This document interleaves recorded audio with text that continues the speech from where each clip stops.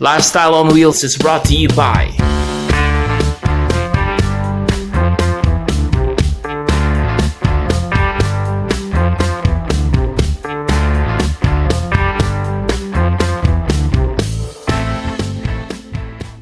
The views and opinions expressed by the host and the guests do not necessarily reflect the show or the network.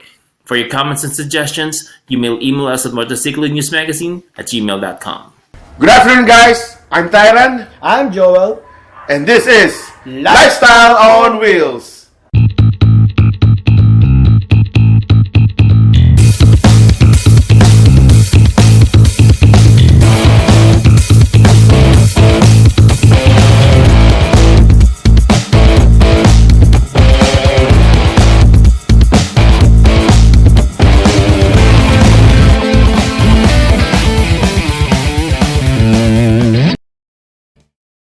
Alright guys, nga pala, ito na yung segment na pinakahihintay din ng lahat. Actually, hinihintay ko talaga yan eh.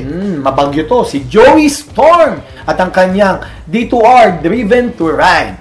Kaya guys, panoorin nyo si Mr. Joey Storm.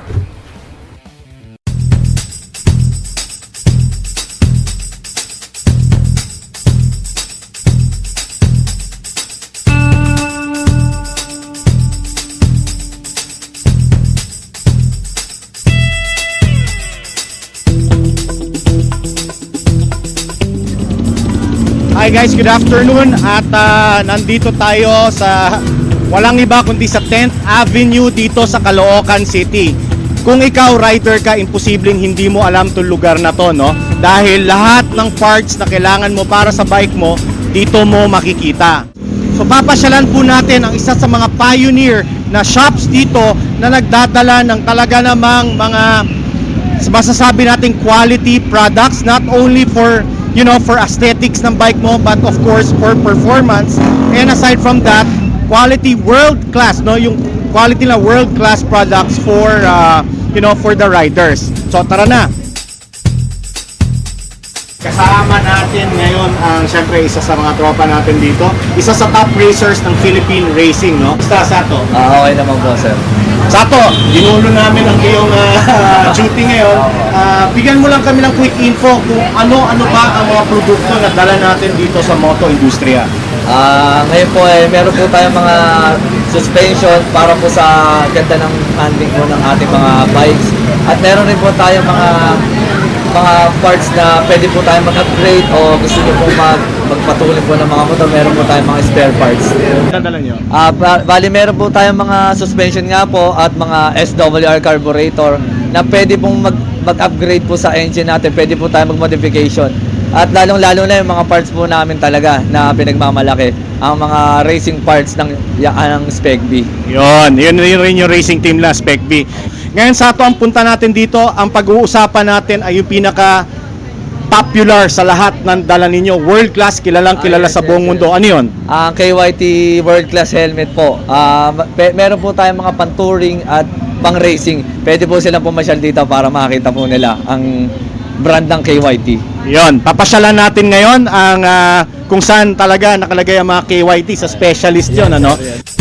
Okay guys, so we are now here at the specialist, no? It's also here in Caloocan, and makikita natin dito yung iba-ibang models ng KYT helmets, no? As you remember, when we talk about KYT helmets, we are talking about world-class helmets. These are the same helmets that you see popular riders in MotoGP are using, no? Katulad ng hawak ko ngayon, this is actually a replica of of Yanone's racing helmet, no? And this particular model is called the C4, no? And these helmets that we have here all passed stringent testing, no? Hindi lamang DOT certified, hindi lang ECE certified. Some of these helmets also passed the Snell ratings, no? Yung Snell talaga namang napaka-stringent ng tests na ginagawa nila sa helmet. That includes crash test, binabaksak yung helmet, nilalaglag sa corner, and see ganong protection ang may bibigay ng helmet na to sa rider. Just seeing these helmets being used by MotoGP riders, no, the top tier racing in the world, you're pretty sure that you are getting something of quality. Pag hinawakan mo yung KYT helmets, magugulat ka. Bukod sa matibay to, no? Alam mong matibay, napakagaan. The reason behind that is because the manufacturer of KYT has been using advanced materials to construct or manufacture these helmets. Yun yung mga tinatawag na polycarbonate resins and triple carbon materials, no? Okay guys, sa pagpili ng helmet, no, maging mautak tayo. Hindi lang brand ang titignan natin. Ang pinakamahalaga sa lahat, sabi ko nga sa inyo, check muna natin yung rating. Testingin natin yung helmet, no? Suot natin kung tama ba yung sukat, komportable ka ba. And tandaan natin, ano ba yung background nung brand na helmet na kinukuha mo. Itong hawak po natin ngayon ay isa sa pinaka high-tech na helmet na gawa ng KYT ngayon. Triple carbon motocross helmet nila, no? And sobrang gaan, sobrang tibay.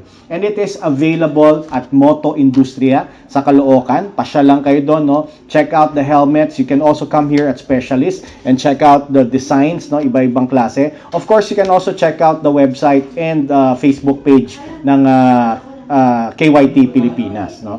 So again guys, this is Joey Storm Rivero dito sa Specialist. Galing tayo kanina ng Caloocan sa Moto Industria and you're watching Driven to Ride. Oh, yun si Papa Joey Storm. Pare. Pare. Simply amazing. Simply amazing. Nakakamangha talaga si Papa Joey Storm, no? Isipin mo na yung kanyang mga shots, how he makes the story, talagang napakaganda. Actually, Joey's one of the best in the industry. Keep it coming, Joey. So next week, abangan niyo po ulit ang Driven to Ride ni Mr. Joey Storm. Next week, makikita-kita ulit pa naman tayo. Yep. Dito lang po sa People's Television Network. Yes, Every Saturday. at 2:30 2:30 p.m. na. Nood lang po lagi.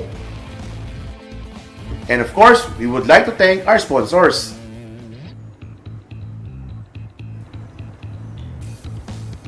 At syempre, huwag niyong kalimutan naman i-like at i-visit ang aming mga social medias. Yes.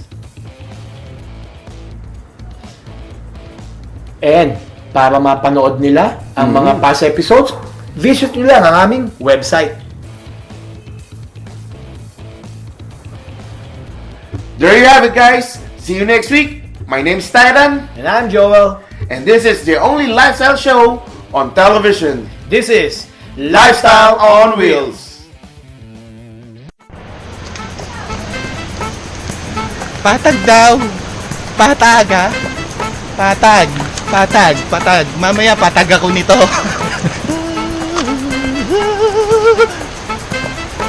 Titingin mo dyan. Hindi nakaharap yung camera dito.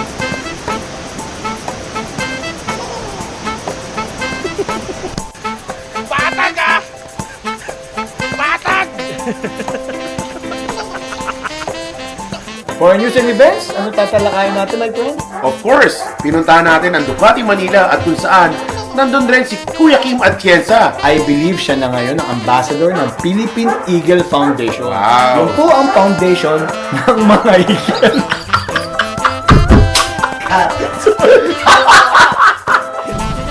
So, platsahin kita? Papabaga na ako uling. And now...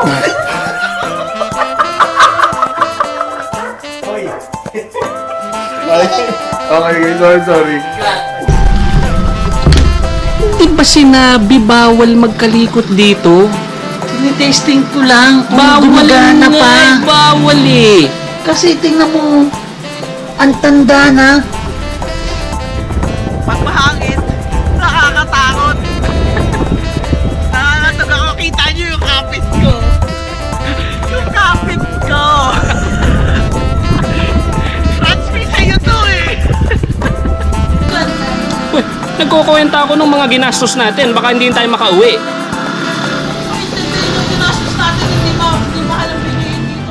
Lifestyle on Wheels is brought to you by